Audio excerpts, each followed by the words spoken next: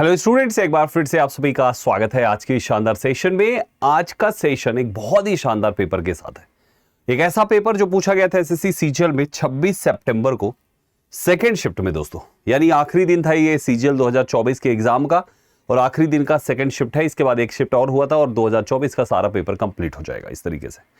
सो इस सेशन को पूरा लास्ट तक देखिएगा दोस्तों। एक एक प्रश्न को मैं आपके लिए एकदम आसान बना दूंगा। 25 क्वेश्चंस को 100 बना के आपके सामने प्रेजेंट करूंगा। मेरा नाम है Sandeep Kesarwani, faculty of English since 2011। 14 साल से इंग्लिश पढ़ा रहा हूं और इंग्लिश का एक एक टॉपिक आपके लिए आसान होता है मेरी क्लासेस का हिस्सा बन के। दोस्तों आइए शुरुआत करते हैं। सो जो भी बच्चे फर्स्ट टाइम है हमारी क्लास में, वो सबसे पहला काम करें, दृष्टि एसएससी चैनल को सब्सक्राइब कर लें और यहीं पर हमारी रेगुलर क्लासेस को अटेंड करते रहें। मेरी लाइव क्लास की जो टाइमिंग है वो है 11:30 बजे, 11:30 डेली बेसिस पर 11:30 लाइव हमारे साथ जुड़िए अपने इंग्लिश को बेहतर बनाने के लिए। दोस्तों आइए टाइमर के साथ हम आज के पूरे पेपर को सॉल्व करेंगे। सबसे पहला प्रश्न आपके सामने है, टाइमर शुरू हो चुका है। Select the incorrectly spelled word. आपको बताना है कौन से वर्ड की स्पेलिंग गलत है। Accessibility, apparatus, aptitude, atrocious. थोड़ा ध्यान से देखिए, आपको समझ में आ जाएगा कि एक ऐसा वर्ड जो आपके नाउन की तरह यूज होता है, एट्रोशियस, CI के बाद OUS, एट्रोशियस में होता है। एट्रोशियस की सही स्पेलिंग होती है ATROCIOUS, एट्रोशियस। इसका मतलब एक्सट्रीमली बैड और क्रूएल, अत्यंत भयानक हो, उसको एट्रोशियस कहते हैं। जैसे कि the prisoners lived in atrocious condition, जो कैदी थे वो बहुत ही एट्रोशियस कंडीशन में रहे। बाकी ऑप्शंस आपके पहले से ही करेक्ट स्पेलिंग में थे, जैसे कि एसेसिबिलिटी, जिसका मतलब होता है सुगम पहुंच, ईज ऑफ रीचिंग, जहां पे आपकी पहुंच काफी आसानी से हो जाए। एसएस से बनता है एसेसिबिलिटी, एसएस, एसेसिबल, एसेसिबिलिटी, ऐसे करके कई अलग अलग parts of speech. The app improved its accessibility last week, उसका एग्जाम्पल हुआ। अपैरेटस, APPARATUS होता है, इसका मतलब उपकरण संबंधी ये शब्द है, जैसे सेट ऑफ टूल्स और equipment, that is called apparatus। The lab bought क्या चीज, न्यू सेफ्टी apparatus। और लास्ट वर्ड है एप्टीट्यूड, मीन्स होता है स्वाभाविक योग्यता, जैसे क्वांटिटेटिव एप्टीट्यूड होता है ना, दैट इज योग्यता, नेचुरल एबिलिटी। और टैलेंट को कहते हैं she showed an aptitude for maths. तो इस तरीके से आपके सारे इंपॉर्टेंट वर्ड्स। चलो नेक्स्ट क्वेश्चन पे आते हैं। टाइमर आपके सामने है। Identify the error in the given sentence. My colleague always works latest than me. देखो, इस सेंटेंस को पढ़ने से एक बात तो समझ में आती है कि दो लोग हैं जो एक ऑफिस में काम कर रहे हैं, जिनके बारे में छोटा सा लाइन है।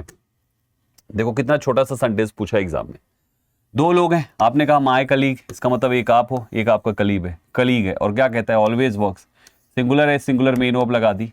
फिर आपने यहाँ पे देन लिखा हुआ है जो कंपैरेटिव डिग्री बनाता है। कंपैरेटिव डिग्री बना रहा है यहाँ पे, तो आपको यहाँ पे कोई एक शब्द लिखना पड़ेगा। क्या शब्द आएगा, ध्यान से सुनिए माय डियर स्टूडेंट्स। सबसे पहली बात यहाँ पे कि ये जो लेटेस्ट है, लेटेस्ट का मतलब होता है जो अभी तुरंत का ही है, उसको हम कहते हैं ना लेटेस्ट डिजाइन दिखाइए, लेटेस्ट कलेक्शन है ये हमारा। लेटेस्ट मतलब अभी का, एकदम रिसेंट टाइम का, दैट इज कॉल्ड लेटेस्ट। वो डिग्री कंपैरेटिव मांग रहा है और आप लेटेस्ट लिख रहे हैं, गलत हो जाएगा ना। हमें कंपैरेटिव डिग्री चाहिए, तो कंपैरेटिव होता है लेटर, LATER। अब मैं आपको एक मजेदार बात बताऊं, जैसे एसएससी में एरर्स होने के चांसेस नहीं, हमेशा ये मान के चलो कोई भी ऐसा पेपर नहीं होता जिसमें एरर ना हो। मतलब मैंने बहुतों में तो करेक्शन करके ही मैं सीधा आपको प्रैक्टिस कराया मैंने, ठीक है, जिसमें एसएससी की तरफ से जो एरर्स होती हैं उसका। अब यही सेंटेंस देख लो, यहाँ पे लिखा हुआ है माय कलीग, ये तुम्हारा सब्जेक्ट है, ठीक है। ऑलवेज वर्क्स, यहाँ पे आपने लिख दिया लेटर, ठीक है। अब लेटर लिखने के बाद आपने देन लिखा, फिर आपने लिखा मी, यानी आप कंपेयर किसको कर रहे हो, अपने कलीग को अपने आप से, दो लोगों से कंपेयर कर रहे हो। तो इंग्लिश ग्रामर का एक रूल ये भी तो होता है कि अगर आप कंपैरिजन एक सब्जेक्टिव से कर रहे हो तो दूसरे साइड वाला भी आपका सब्जेक्टिव होना चाहिए कि नहीं होना चाहिए। तो जो ये आपका मी लिखा है ये एक्चुअली आई होना चाहिए, और माय कलीग ऑलवेज वर्क्स लिखा है ना, तो यहाँ पे आई डू होना चाहिए। सही सेंटेंस ये है, करेक्ट स्टेटमेंट होगा my colleague always works later than I do. बात समझ पा रहे हैं? कंपैरिजन हमेशा सेम केस में होता है, सब्जेक्ट को सब्जेक्ट से, ऑब्जेक्ट को ऑब्जेक्ट से। अब ये एसएससी की गलती है, एसएससी को पता ही नहीं शायद, प्रूफ रीड ही नहीं करते। बच्चा अपने साइड से बताए तो मानेंगे, अदरवाइज मानवे नहीं करेंगे। इतना करने के 100 रुपए ले लेते हैं, ये इतना बताने के 100 रुपए ले लेते हैं कि अच्छा आप गलती हमारी बताइए, हम आपसे 100 रुपए लेंगे, हमारी गलती आप बताइए, हम आपसे 100 लेंगे। बताइए, उल्टा चोर कोतवाल को डांटे। अरे हमारी गलती आप बताइए, हमसे 100 लीजिए, ये बोलना चाहिए था इसको। चलो, सो आपका आंसर यहाँ पे, बहरहाल हमें चलेंगे उस पार्ट पे जो मेजर एरर है, और वो जाएगी आपकी किस पे, लेटेस्ट वाले पे। लेटेस्ट को ही लेटर कर देंगे। नेक्स्ट क्वेश्चन पे आ जाइए। तीसरा सवाल है वन वर्ड सब्स्टिट्यूशन का, loud enough to be heard. कोई चीज इतना लाउड है कि वो सुना जा सकता है, यानी वो सुना जा रहा है। मैं जब कभी भी अपने सेशंस लेता हूं तो मैं आपसे पूछता हूं, I am audible and visible, यानी कि जो चीज सुनाई दे सके उसको ऑडिबल कहते हैं। क्या कहते हैं उसको? उसे ऑडिबल कहते हैं, यानी वो चीज सुनाई दे रही है ऑडिबल, और जो सुनाई ना दे उसको इनऑडिबल कहते हैं। His voice was बेयरली Audible over the noise. फिर आगे देखो, ऑडिट का मतलब होता है लेखा परीक्षण। ऑफिसेज में ऑडिट होता है ना, ऑडिट टीम आती है हेड ऑफिस से और फिर पूरा ऑडिट करती है, सारा हिसाब किताब खाता बही देखती है। The company will have an annual audit next month. Audacity, audacious अभी वर्ड लिखा था। बोल्डनेस और डेयरिंग को कहते हैं हिंदी में, इसको साहस कहा जाता है, ऑडेसिटी। ऑडेशियस इसी का एडजेक्टिव फॉर्म है। She had the audacity to speak against the unfair rules and audacious, audacity उसने दोनों डाल रखा है। देखो, ऑडेसिटी भी लिखा है, ऑडेशियस लिखा है। ये तुम्हारा एडजेक्टिव है, ये तुम्हारा एडजेक्टिव है एडीजे, और ये तुम्हारा नाउन है। ठीक है, चाहता है एक और डाल देता है। ऐसे कोई ऑप्शन बनाता है क्या? ऑडेसिटी लिख दिया, ऑडेशियस लिख दिया, और दोनों ही आंसर नहीं है। करेक्ट आंसर ये, वो एक्चुअली कंफ्यूज करने के लिए, उसको समझ में नहीं आ रहा था, AUD चाहिए था। अब AUD उसको मिला नहीं तो उसने कहा चलो ऐसा करो, नाउन एडजेक्टिव दोनों भर दो। ये क्वेश्चन बनाने वाले भी ना विचित्र टाइप के आदमी, इनको दूसरा AUD मिला ही नहीं। बताओ, मतलब ऑडिबल शब्द से कंफ्यूज करने के लिए कुछ और डाल देते भाई, एक ही को दो तरीके से क्यों लिखना। म्यूनिफिसेंट का बताना क्या है? Similar meaning. अच्छा जी, माइजरली, मैलिशियस, अंडर एप्रिशिएटेड और मैग्नानिमस। मैग्नानिमस प्यारे साथियों देखो, सबसे पहले समझो, म्यूनिफिसेंट का मतलब होता है वेरी जनरस। जनरस मतलब भी होता है बहुत ही दयालु, बहुत ही उदार, बहुत ही kind, right. So munificent that is generous. Munificent को मुनि से याद रखिए कि जो मुनि होते हैं ना, जैसे प्रेमानंद महाराज जी को ले लीजिए, मुनि है वो, और कितने दयालु हैं, कितनी अच्छी अच्छी बातें कहते हैं। The patron made a munificent donation to the school. अब दयालु इसका है तो दयालु के लिए एक बहुत अच्छा वर्ड है, दैट इज मैग्नानिमस। मैग की नानी जो है वो बहुत ही मैग्नानिमस है, यानी कि दयावान है। तो जनरस एंड फॉरगिविंग, दया दिखाए जो। In victory the captain was magnanimous to his rivals. अच्छा, माइजरली कंजूस को कहते हैं, बहुत ही ज्यादा हो, he is too miserly to spend even on basics. अच्छा, यहाँ पे आपको बता दें कि जो ये माइजरली वर्ड है ये पार्ट्स ऑफ स्पीच में एडजेक्टिव है भाइयों, एडवर्ब नहीं है। और जो माइजर होता है ना, MISER, ये पार्ट्स ऑफ स्पीच में एक नाउन है। इसलिए केवल माइजर अगर कहीं लिखा हो तो आर्टिकल जरूर लगाइए, माइजर लिखिए वहां पे, ठीक है। मैलिशियस का मतलब दुर्भावनापूर्ण, intending to harm. She ignored the malicious comments online. और आखिरी वर्ड है आपका अंडर एप्रिशिएटेड, यानी कम आंका गया। एप्रिशिएटेड का मतलब है प्रशंसा किया, और अंडर एप्रिशिएटेड जैसे अंडर वैल्यूड होता है ना, तो अंडर एप्रिशिएटेड यानी उसकी वैल्यू कम आंकी गई है। The teams quite work enough often goes under appreciated. ठीक है, ये सारे ऑप्शंस। नेक्स्ट क्वेश्चन पे आ जाइए। अगला सवाल है और ये अरेंजमेंट का है, इससे आसान कुछ हो सकता है क्या?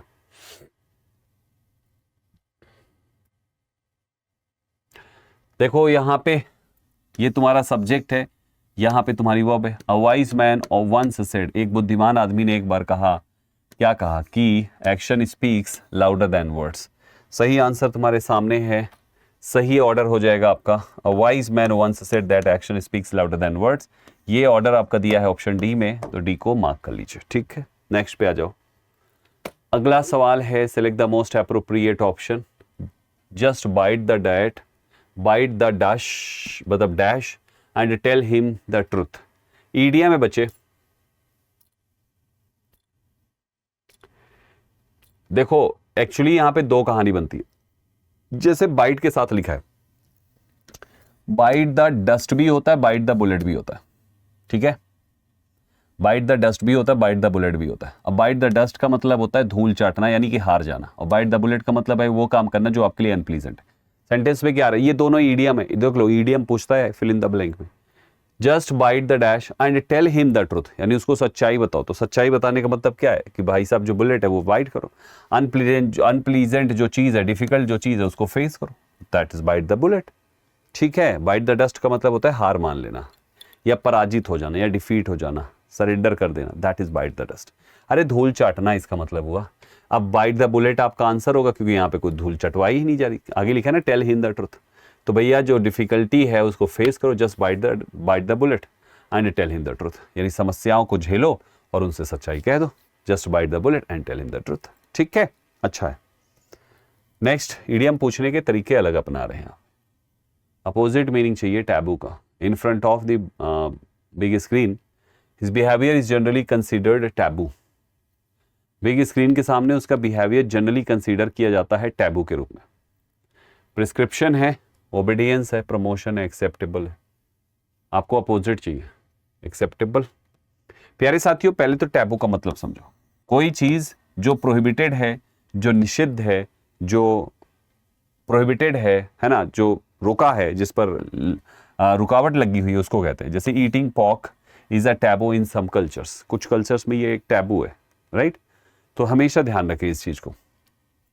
अब एक्सेप्टेबल का मतलब उसको रोका नहीं गया, उसको एक्सेप्ट किया गया, स्वीकार किया गया, एक्सेप्टेबल है, सेटिस्फैक्टरी और अलाउड है कोई चीज, उसको कहते हैं acceptable. His behaviour is not acceptable in school. चलो आगे देखो। प्रिस्क्रिप्शन होता है कोई चीज का, जैसे डॉक्टर का प्रिस्क्रिप्शन दिया जाता है ना, डॉक्टर देता है लिख के पर्चा, that is called prescription.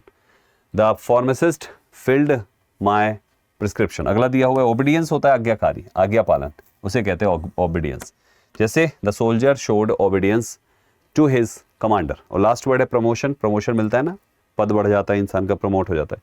She received a promotion at work. चलो आगे बढ़ो, नेक्स्ट क्वेश्चन। वेरिटी का कुछ बताना है, that can substitute the underlined word in the given sentence. ठीक है, verity is a good virtue for human life. चार ऑप्शंस हैं, truth, information, knowledge and cooperation.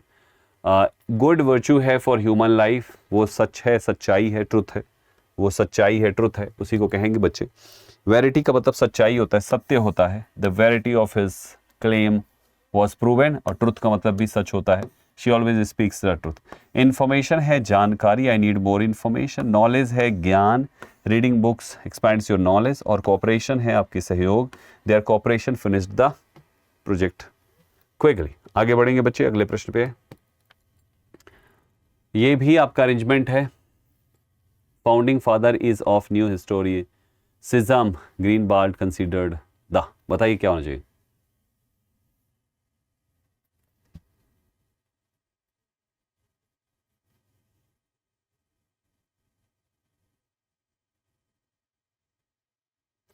Times of option number यहां पे सेट है।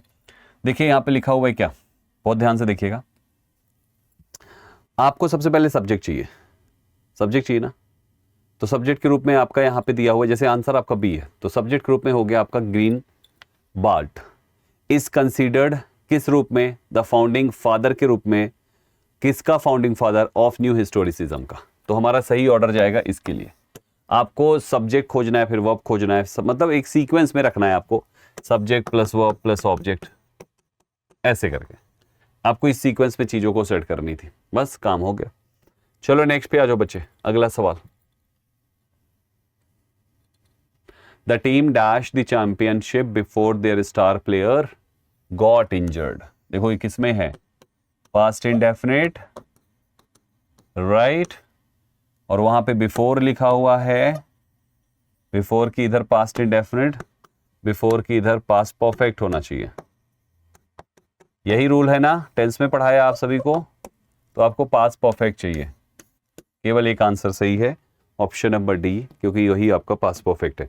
मैंने ये टेंस में रूल पढ़ाया है, मैं यहाँ पे एक्सप्लेनेशन नहीं दूंगा। जिस बच्चे को अगर टेंस नहीं आती है, आप जाके, मैंने प्लेलिस्ट बनाई हुई है पूरी, आप उसको देख डालिए, पूरा आपको समझ में आ जाएगा। ठीक है, नहीं तो सर्च कर लीजिए टेंस बाय संदीप केसरवानी, तो भी आपको मिल जाएगा अगर आपको दिक्कत हो फाइंड आउट होने करने में तो। ठीक है, he is always active in a party but dash in the class. तो एक्टिव का उल्टा चाहिए, है ना, एंटोनी में उल्टा चाहिए यहाँ पे, इस वर्ड का बट लगाया, अपोजिट चाहिए, यानी एक्टिव का इनएक्टिव। इनएक्टिव तो यहाँ पे है नहीं, ये है गुस्सा, ये है कि लापरवाह, ये है शरारती, इनर्ट होता है।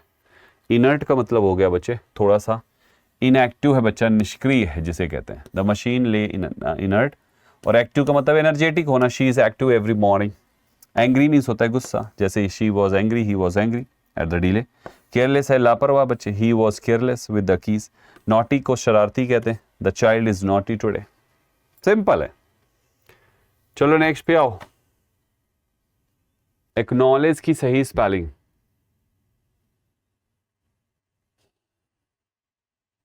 अरे नॉलेज लिख दो, उसके पहले एसी लगा दो, और क्या। नॉलेज की स्पेलिंग पता है तो एक्नॉलेज की स्पेलिंग हो जाएगी काम।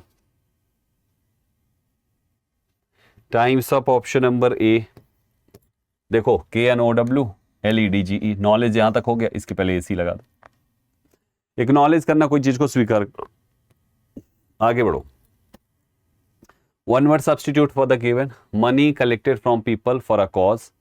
किसी कॉज के लिए लोगों से इकट्ठा किए गए पैसे को क्या कहते हैं? डिपॉजिट, फंड, कलेक्शन या सेविंग्स। आदमी किसी काम के लिए होता नहीं, फंडिंग होती ना, फंडिंग कहते हैं उसको, कि भैया फंडिंग हुई है इस कंपनी को। तो कंपनी अगर किसी कंपनी को फंड करती है तो इसका मतलब उसको किसी कारण के लिए ही तो पैसे दिए जा रहे हैं, कोई रिश्तेदारी तो निभानी नहीं है वहाँ पे। तो फंड होता है दोस्तों। The charity raised funds for flood victims. फिर डिपॉजिट का मतलब तो जमा करना हो गया। I made a deposit of 5000 rupees. Collection means होता है संग्रह करना। He has a large collection of rare coins. Savings होता है बच्चे बचत। She used her savings to buy a new laptop. आसान है, इसीलिए थोड़ी सी स्पीड में हो गया। आपको इडियम बताना है। Binsey's mother kept her cards close to her chest. यानी कार्ड्स को चेस्ट से ऐसे लगा के रखा माने, तो वो नहीं चाहती कि उसके कार्ड में जो भी है उसको कोई भी देखे, अर्थात उनके कार्ड में जो कुछ भी है वो उसको छिपा रही है। Kept her plans and thought hidden. दूसरे में इन्फॉर्म्ड दैट, इन्फॉर्म तो है ही नहीं, वो तो छिपा लिया है ना, पहला ही हो जाएगा। तो आंसर आपकी इस क्वेश्चन का ऑप्शन यही है, क्योंकि चीजों को छिपा के रखना। Keep one's cards close to one's chest means to keep one's intentions, plan या आइडियाज, कुछ भी उसको सीक्रेट रखना कहलाता। Next question, active passive voice. The issue has been resolve. जब इसको एक्टिव वॉइस में बनाएंगे, ऑलरेडी पैसिव वॉइस है। 1 सेकंड में आंसर करें। जब एक्टिव वॉइस में बनेगा तो क्या बनेगा? हैज बीन में से बीन हट जाएगा, केवल हैज सक्सेसफुली रिजॉल्व चाहिए। आपके 4 ऑप्शंस हैं। हैज रिजॉल्व यहां पे है, यहां पे भी हैज रिजॉल्व है, लेकिन इशू से शुरू करके इशू से ही नहीं शुरू होना चाहिए। ठीक है, यहां पे नहीं है, यहां पर तो हेल्पिंग वर्ब भी नहीं है, राइट। तो कौन सा? एक ही आंसर बचता है, ऑप्शन ए, राइट। मार्क कर लीजिएगा, दैट्स योर आंसर। ठीक है, जिनको ये एलिमिनेशन तरीका नहीं आता है वो मेरी वॉइस वाली क्लास जरूर देख लीजिएगा, 2-2 सेकंड में करना सीख जाएंगे आप। मैंने पढ़ाया है वॉइस अभी कुछ दिन पहले ही बच्चे। I like bread made up of corn dash. तो रोटी अगर मुझे पसंद है जो बनी हुई हो कॉर्न के आटे की, यहाँ पे आटा चाहिए। इनमें से कौन सा आटा है? FLOUR, ये आटा है, बाकी में कोई आटा नहीं है। She needs flour to bake a cake. Failure है असफलता, his exam was a failure. Floor होता है जमीन वाला जो फर्श है, the book fell on the floor. Flower फूल को कहते हैं a yellow flower bloomed. Next पे आ जाओ। चलो चलो लगाओ दिमाग।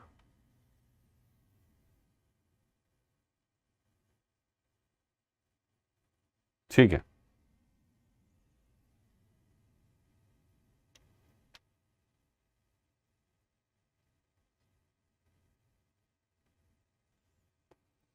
हो गया बच्चों, बताएं क्या होना चाहिए, चेक करें। सही जवाब है आपके ऑप्शन ए में CBAD। सबसे पहले सी ऑप्शन चाहिए क्योंकि इंट्रोडक्टरी यहीं पर है। सबसे पहला पार्ट आपका यहां पे यही है। मिस्टर सैटर्न वेट, ये किसी का नाम है। वेंट टू मीट हर, उससे मिलने को गए। He had not seen her for nearly 13 years, 13 साल से उन्होंने उसको नहीं देखा था। He remembered her as she once was an eager glowing girl. उसको याद है 13 साल पहले जैसे वो ये थी, बहुत ही ईगर थी और ग्लोइंग गर्ल थी। एंड नाउ ही सॉ क्या? एक फ्रोजन लेडी, राइट। सो यहाँ पे आपका ऑर्डर बनेगा CBA और लास्ट में ये D हो जाएगा। चलो नेक्स्ट पे आ जाओ। गिल स्कोर्ड 3 सेंचुरीज इन टाटा IPL 2023। आपको इसे पैसिव वॉइस में लेके जाना है। जब पैसिव वॉइस में लेके जाना है, पास्ट इंडेफिनिट में ये दिया हुआ है, दिया ना past indefinite.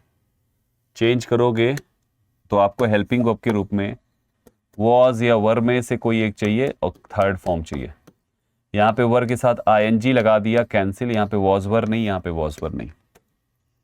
Correct answer of the question is option number. Next question, insert करने का अपोजिट क्या होना चाहिए, है ना। इंसर्ट कर दिया इसको, तो इंसर्ट मतलब उसमें कोई चीज को डाल दिया, तो इसका उल्टा हो जाएगा, उसको निकाल बाहर कर दो। रिमूव हो सकता है, सेलेक्ट नहीं होगा, इंजेक्ट नहीं होगा। इंजेक्ट तो इंजेक्ट करते हैं ना, हमें बाहर करना है भाई, तो रिमूव आपका सही जवाब है। इंसर्ट मतलब कोई चीज को डालना, जैसे please insert your card into the machine. और रिमूव का मतलब है कोई चीज को हटाना, remove the old files from the folder. Select है चुनना, select your favourite colour. Inject हो गया, इंजेक्ट करना कोई चीज को, to force a liquid into, जैसे सुई वुई लगा देते हैं ना, injection. The nurse will inject the medicine into your arm. और इन्फॉर्म का मतलब होता है सूचित करना, please inform me about any changes. Next question, कारकास का सिनोनिम चाहिए। कारकास मीन्स होता है डेड बॉडी। स्क्रैप नहीं होगा, कॉप्स, प्रिजन एंड गैल। तीन ऑप्शंस आपके सामने, कौन सा सही है। कारकास मीन्स होता है डेड बॉडी, कॉप्स होता है बच्चे, कॉप्स। कॉप्स मीन्स भी होता है डेड बॉडी।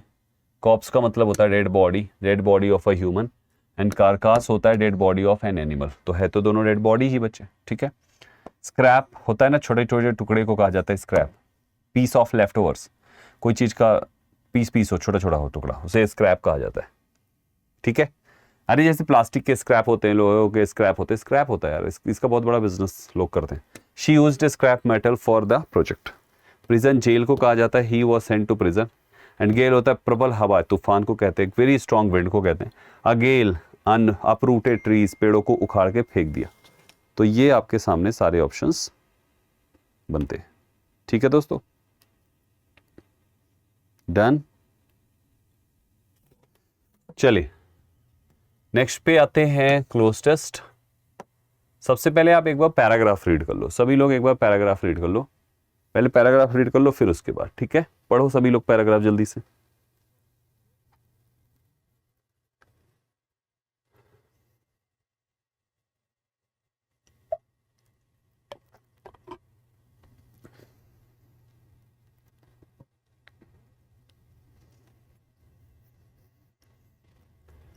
पढ़ लिया। Social media companies dash claim that they promote democracy and are dedicated to the empowerment of ordinary individuals। अब अगर सोशल मीडिया उधर डेडिकेटेड है तो जाहिर सी बात है यहाँ पे पक्का क्लेम करती होगी। अब नेवर तो नेगेटिव हो गया, डोंट तो नेगेटिव हो गया, सेल्डम नेगेटिव हो गया, फ्रिक्वेंटली हो सकता है, मतलब वो हमेशा क्लेम करती है। वो कह रहे सोशल मीडिया कंपनीज जो हैं वो हमेशा क्लेम करती हैं, तो फ्रिक्वेंटली क्लेम करती हैं। आपका आंसर हो जाएगा फ्रिक्वेंटली। Next question,